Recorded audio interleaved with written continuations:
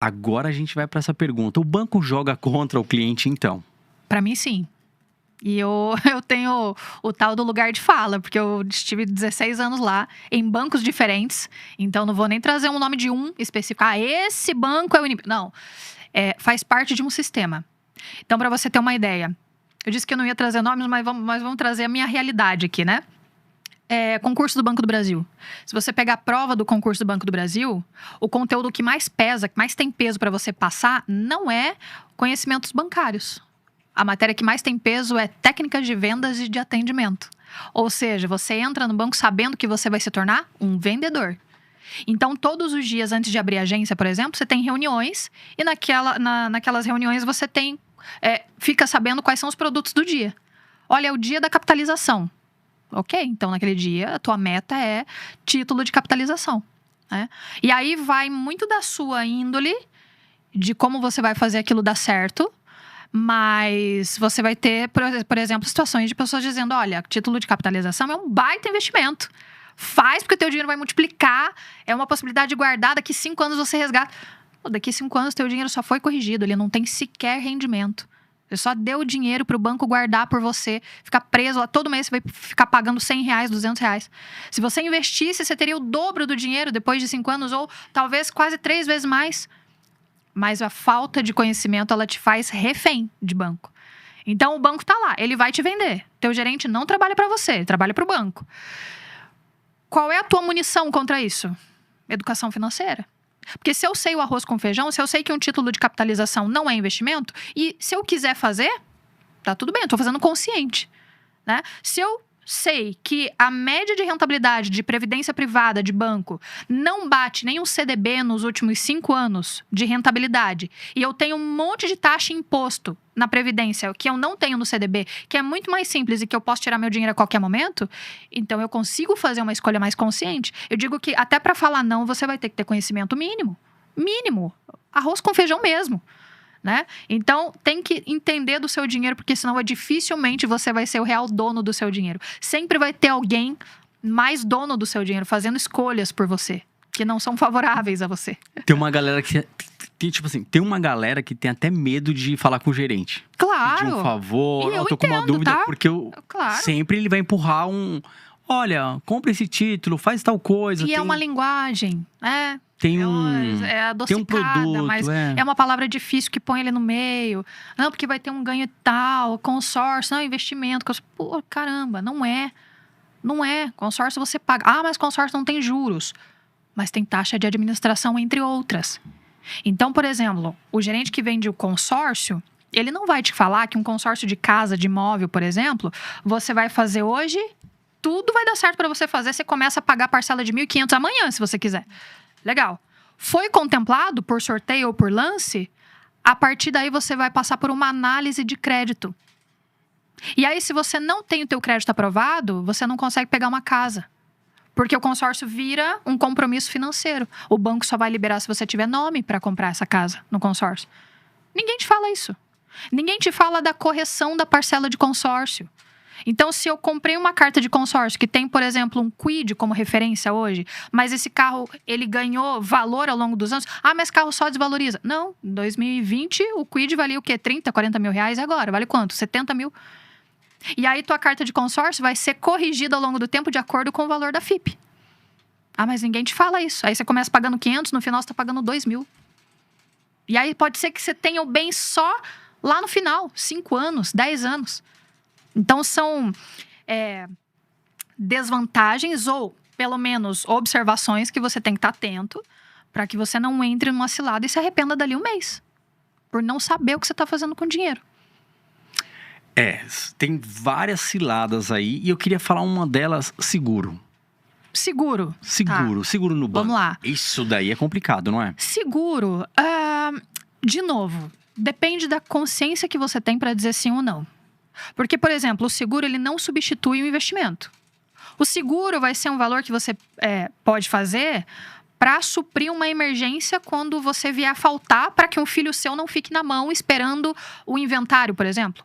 Esse é o papel do seguro, né? Faltou é um dinheiro para emergência, para cobrir as despesas numa eventual falta. mas ele não substitui o investimento. Então, muita gente, por exemplo, chega me perguntando, Elisiane, mas eu faço seguro ou faço investimento? Faz os dois, né? Se você tem uma preocupação com filhos e tudo mais, você pode fazer. Não é uma coisa ruim e não substitui investimento, a tua reserva. Mas ele tem que estar adequado com a tua realidade. sua realidade, você falou uma coisa aí justamente. Ficar sempre atento, até na questão do consórcio. O seguro, ele também entra nessa linha um pouco. Mas você tá falando seguro, por exemplo, de Seguro vida? de vida. Ou você tá? Tá. Não seguro de carro, seguro de vida. Tá. Porque o que acontece? Os bancos, eles empurram o seguro. Sim.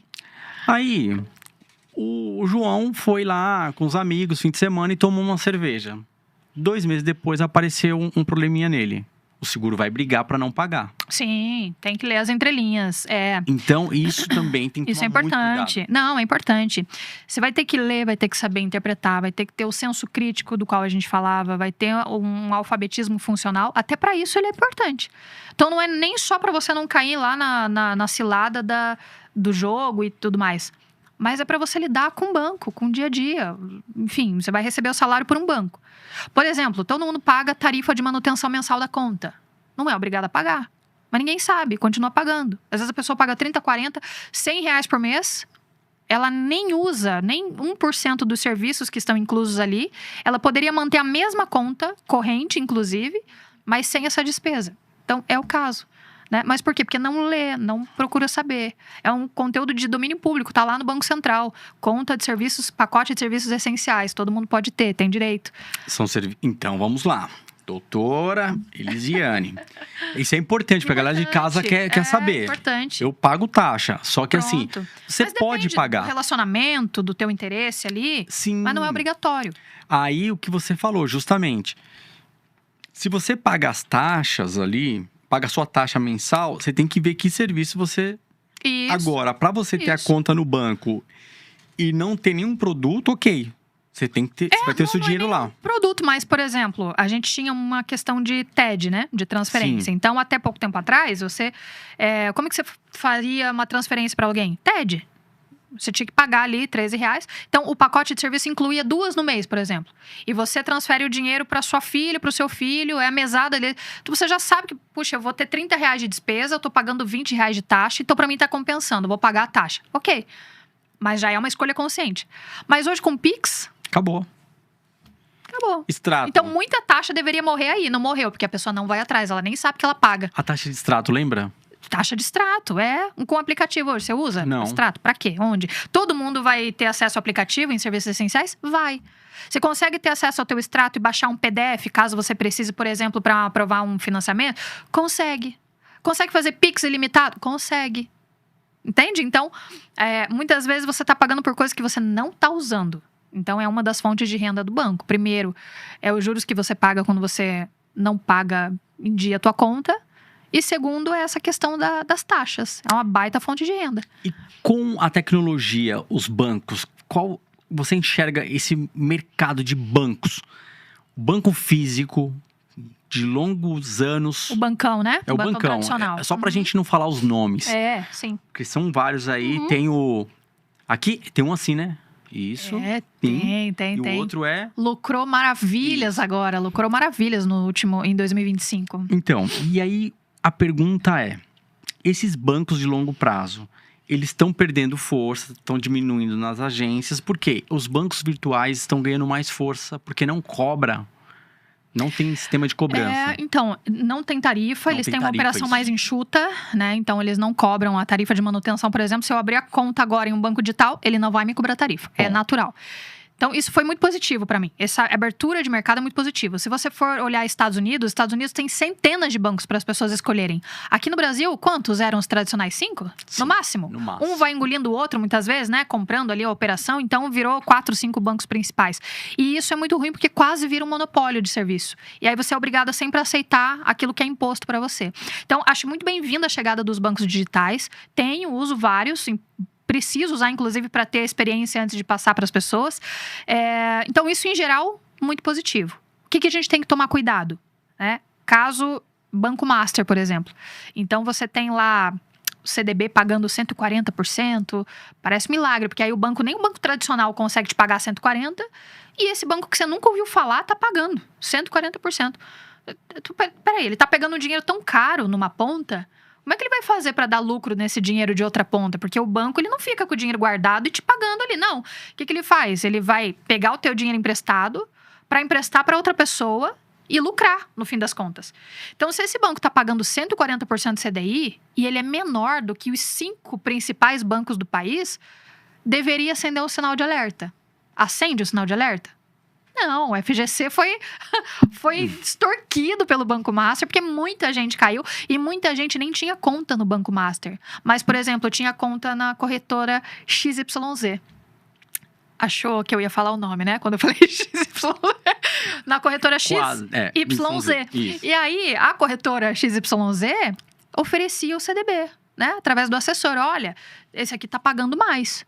E a pessoa não vai perguntar mas quem está emitindo o CDB? Mas é seguro? Qual é o risco? Não, ela nem quer saber. Qual é o índice de Basileia desse banco lá no ranking? É um lucro, né? Não, tá pagando mais? Pode fazer, manda ver. Mas tem garantia do FGC. Então, na época, até era uma discussão, né? Os bancos até discutiram isso no último encontro de economia mundial, que os bancos pequenos que querem oferecer mais, querem assumir um risco maior, deveriam contribuir mais com o FGC. Né? Porque eles não tomam tanto risco. E é uma vantagem de mercado a ponto dos bancos dizerem, olha, faz o CDB comigo que a gente tem FGC mesmo. Virou meio marketing, não deveria. O FGC não deveria ser parte da propaganda daquele banco. Mas virou, né? Então, quem assume mais risco deveria pagar mais. É até uma discussão válida, ao meu ver. Mas tem muitos bancos bons, de qualidade, digitais, que você não paga tarifa. E, para mim, isso, de forma geral, essa abertura de mercado é muito positiva. Eu volto para os bancos tradicionais daqui a pouquinho, mas eu queria ir no Banco Master. Pronto, Banco Master. Aí. Não, e ainda tá assim, Sim. Fofoca ainda pra muito crochê aqui, né? Porque a história não acaba. A delação não vem nunca. Estão segurando, mas é por causa a oligarquia quer que a delação venha. Mas ela parou ali em cima. Por que travada. será? Que estranho, aqui no Brasil é tudo tão correto, tudo tão respeitado, né? Que estranho que o Banco Master não entrega nenhum nome, não fala. Eu vi uma notícia de que... Mas o Master, vamos lá, falar pra galera que a gente não tá levantando bandeira. O Master, ele trabalhou pros dois lados. Não, zero. Direita e esquerda, não importa. Esquerda, centro, todo mundo ali. Ele comprou muita gente. Comprou a mídia, comprou tudo. Muito. O Vorcaro, ele pagou a defesa dele com anos de antecedência. Então, se você buscar o Vorcaro, ele dava festas, ele pagava palestra, evento. Pra gente do aberta, STF. A mídia fechada, comprou tudo. Tudo. E aí ele entrou financiando os partidos, depois ele vai, quem ganhou, ele vai financiando. Até pro Poder Judiciário. Aí ele vai pro Judiciário. Poder Judiciário. Aí na oligarquia ele incomoda. Exato. Não é segredo pra ninguém. Ele tinha um contrato de 129 milhões. Então, hoje eu vi uma notícia que o advogado mais caro do mundo, nem é daqui, ele nem chega perto do valor que o Vorcaro pagou pro escritório da esposa do Moraes. Saiu na mídia, Não é normal. Não é normal. Né? Agora, essa questão da delação premiada está sendo revista. Eles ressuscitaram uma demanda que foi na época da Lava Jato, do PT, que pediu que não fosse validada a delação com algumas determinantes ali. Isso foi levantado agora pelo Alexandre de Moraes. Assim, de forma espontânea. Né? Mas por quê? Qual é o medo da delação? Que nomes o Vorcaro tem para dizer, para provar? É complicado, assim, para mim é muito claro que espero que tenhamos um filme disso. Acho que teremos um filme, assim, hollywoodiano de toda a história, mas muitos nomes serão entregues. Agora, no Brasil, a gente é meio desiludido, né? Parece que tudo meio que acaba em pizza quando não interessa o sistema. É complicado. A galera pensa que isso não afeta eles. Isso que é o mais complicado, mas afeta e a gente vai explicar para eles como afeta a economia do país. Claro. E já está afetando, inclusive. Sim. E uma outra questão que eu queria saber: o Banco Master será um caso isolado ou tem outros bancos que podem estar juntos? Já teve outros casos, né? O Digimais aí, que gente famosa fazia propaganda. Se você pesquisar no Google, a internet é uma coisa maravilhosa, porque ela é eterna. Então, se eu falar muito bem de um banco amanhã, e na semana que vem esse banco quebrou porque era uma fraude, era uma pirâmide. O Banco Master, ele não quebrou por uma má administração. Era uma fraude completa, né? Então, é uma situação. A minha imagem falando bem desse banco vai ficar lá. Tá lá. Então, se você pegar, por exemplo, o Digimais, aqui a gente pode dar nome também, é de conhecimento público, né? Também, né? Ele foi liquidado pelo Banco Central, situações muito parecidas, sempre um rendimento prometido ali acima do mercado tradicional, sempre acima da média, e aí não sustentou, né? Pagava muito caro para mídia divulgar, enfim, tinha programa de televisão Globo, apresentadores, cantores, gente famosa aí divulgando o nome, e quebrou também. Então foi liquidado. Eu acho que a gente vai ver acontecer. Eu acho que como o Banco Master, nessa hierarquia tão alta, essa influência tão poderosa, que pegou poder político, poder judiciário, mídia, acredito que não. Mas a gente vai ver outros bancos com o Banco Central mais cuidadoso e mais atento para a liquidação extrajudicial, isso sim.